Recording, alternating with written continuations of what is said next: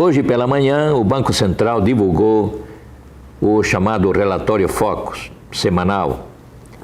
E lembro a vocês que lá no site do Banco Central você vai procurar este relatório no dia 7 de agosto. Hoje é dia 10, uma segunda-feira, pela manhã.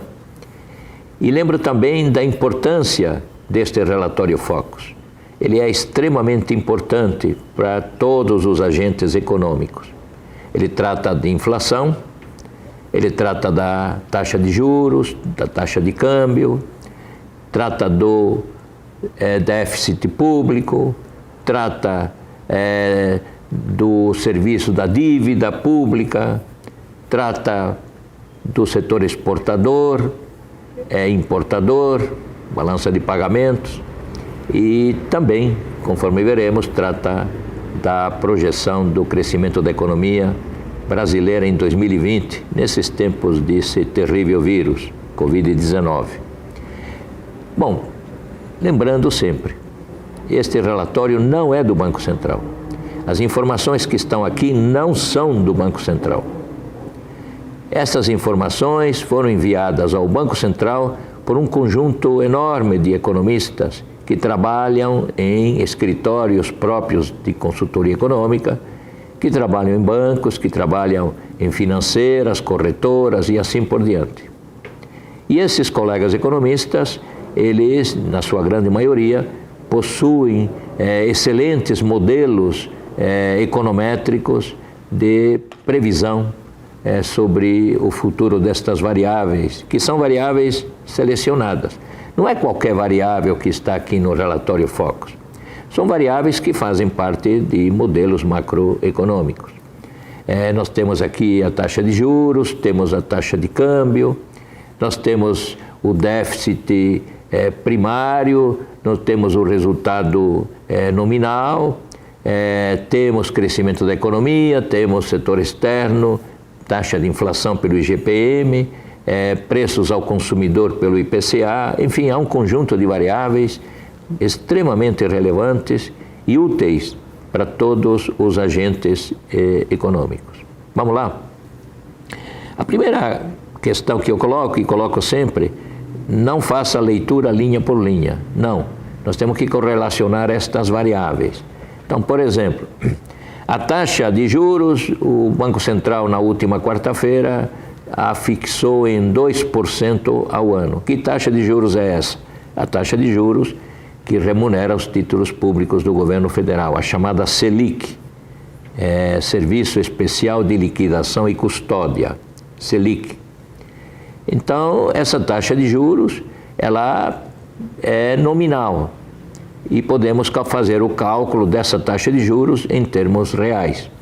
Em termos reais, nós temos que pegar dentre esses índices de inflação que estão aqui, o IPCA, IGPM, preços administrados, nós temos que pegar aquele que melhor se aproxima do que seria a taxa de inflação. E o que melhor se aproxima da taxa de inflação da economia brasileira é o IGPM, Índice Geral de Preços, Mercado. Isto porque o IPCA é Índice de Preços ao Consumidor, só vê os itens que o consumidor consome. O IGPM é mais abrangente. Tem críticas também, mas ele é mais abrangente. Ele pode ser considerado como uma proxy da inflação. O IPCA não é para ser considerado como uma proxy da inflação. Então, se a previsão do IGPM está em 8,76% até o final desse ano, retiro 2% numa forma bem simplificada, tá? Não é bem assim. Teria que pegar 1 mais E, mais a inflação dividido para... Não, mas aqui é mais simples. Eu pego a taxa de juros, tiro a taxa de inflação e vou encontrar que a taxa de juros real está em menos 6,76%. 8,76 menos 2 ou ao contrário. Esta é, então, a previsão da taxa real de juros, muito negativa, perto de 7% negativa. E isto, é claro, para investidores internacionais é um alerta. Opa, espera aí, a taxa real de juros aí é negativa. ela tem uma forte correlação com o serviço da dívida. E, aliás, o resultado primário e o resultado nominal permanecem nessa semana iguais aos da semana passada. O serviço da dívida está em 3,59% do PIB. Eu pego o PIB projetado para esse ano e calculo 3,59% para dizer, olha, este vai ser o pagamento de juros que o governo federal vai realizar ao longo de 2020.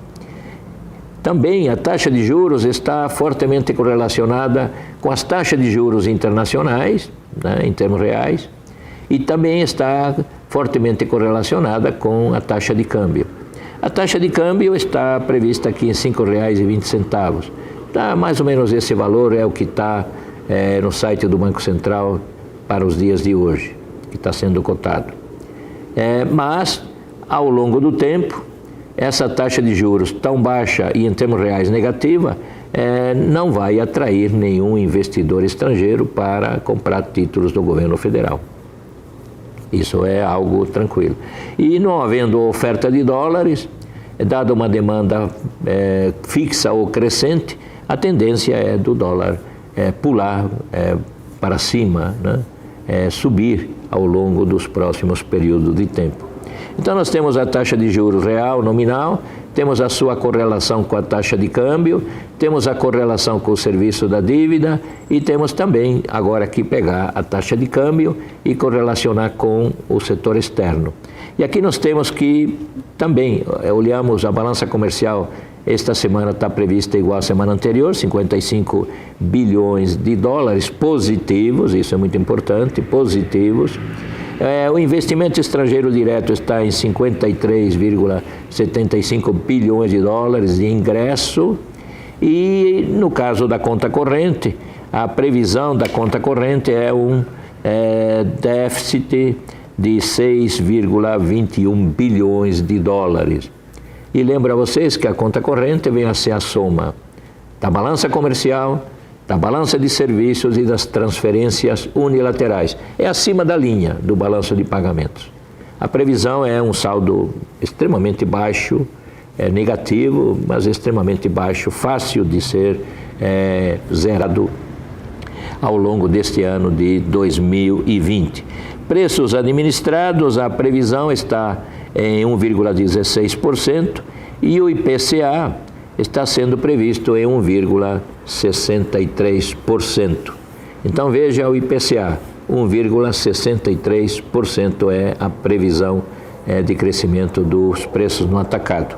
E por último, falta dizer o que vai acontecer na economia brasileira este ano. Bom, as notícias têm sido muito positivas, fortes reações no crédito. O crédito é o que impulsiona a economia. Certamente vamos ter um crescimento bastante forte no crédito nesses próximos meses. É o que nos salientou tanto o Mauro Melo da Credilink quanto o Wilson Diniz do Banco Pan. Está havendo uma procura muito grande com relação ao crédito.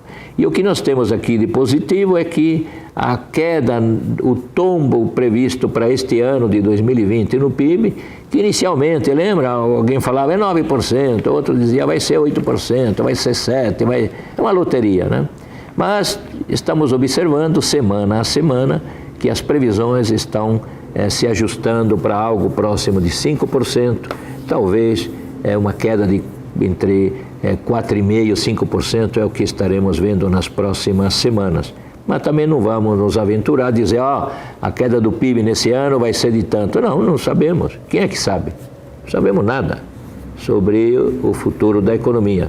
Mas já é um bom sinal verificar que semana a semana a previsão do tombo para a economia brasileira este ano está sendo reduzida. Nós temos também que fazer menção ao setor industrial. Também ele está reagindo fortemente em função também desse aumento da demanda de crédito. Alguns setores vão demorar mais. Os setores ligados a turismo começam a dar alguns sinais, mas muito pequenos. Muito provavelmente só no ano que vem é que vamos ter fortes demandas, mas é necessário primeiro fazer o ajuste na área da saúde. Vamos torcer, pedir para o Criador aí que esse Covid-19 nos deixe de maneira definitiva e que essas vacinas cheguem e sejam extremamente eficientes. Também nós temos que pensar nessa situação. E lembro a você que a Ordem dos Economistas do Brasil, pela mudança em seu estatuto, aceita como sócio honorário todos aqueles profissionais que tenham realizado cursos de pós-graduação em economia. Então, se você não é bacharel em economia, mas tem um curso de pós-graduação na área de economia, ligue para nós aqui na Ordem dos Economistas do Brasil. Você será muito bem-vindo como nosso associado. Até o próximo Relatório Focus.